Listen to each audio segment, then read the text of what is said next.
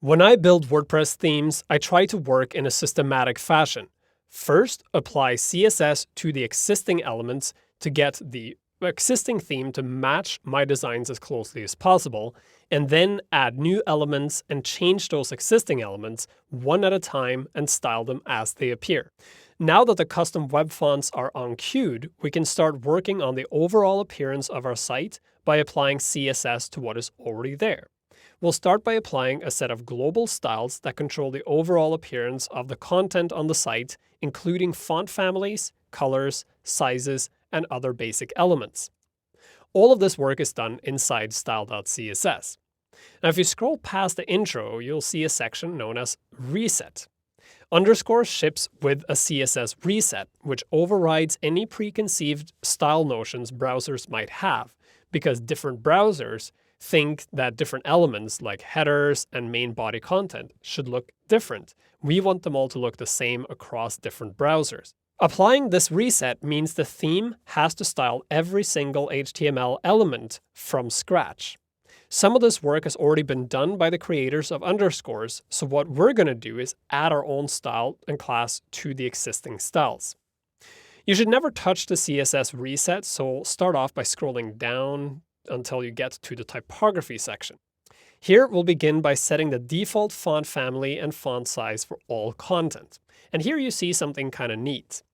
The underscores theme uses rem for font sizing. Now, a rem is a relative M size. And if you've ever worked with M sizes, which are really important if you're going to make responsive designs, you know that getting the math right with M sizes can be really complex. While a rem size is a smart relative solution. A rem size is relative to the outermost defined font size, which means the body. And in the reset, the body has already been set to 100%. That means if you want to match, let's say, 16 pixels in font size, you say 1.6 rem. If you want to match 18, you say 1.8, and so on. So by using rem sizes, it's much easier to get the relative font size right. However, not every browser supports rem, so we also have to have a fallback, which is why we have the pixel size as well. In my design, my general font size is 18 pixels. I'm going to change it here to 18 and 1.8 rem. I'm also going to change the font family to just serif, and then it's PT serif that I want to use. So now I have both the custom font and a fallback.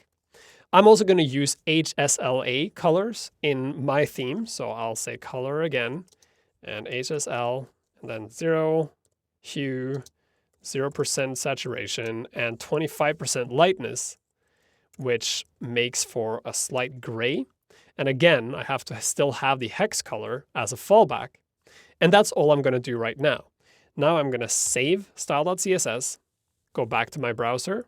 This is what the site looked like before. I'll reload it. And now we get a new font. So this is PT serif, and you see that the font is also slightly bigger than it was before. Now that I've styled every single piece of text on the entire site in the same font, I need to apply extra styling to my headings, because you'll remember that all my headings and some other content uses the Lotto font instead. So I'll go back and scroll down and find the global styles for the heading. So this will apply to every single heading, so the sizes will come later. And here I'm going to change the heading so that it clears just to the right. I'll set the font weight to 900, which is the heaviest font. The font family to Lotto, and fallback to sans serif. I'll set the color to black and an HSL color. And now I can save this rule set, reload my page again, and you'll see now all my headings have the Lotto font size. Now, because we're starting from scratch, we need to restyle a lot of the content, and watching me do all this by hand would take a long time and be quite frustrating. So in the code snippets file, you'll find all the styles that you need to apply.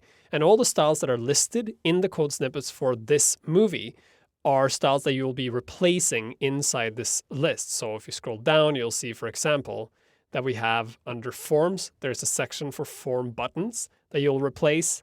And then further down, we also have a section for links that you'll replace.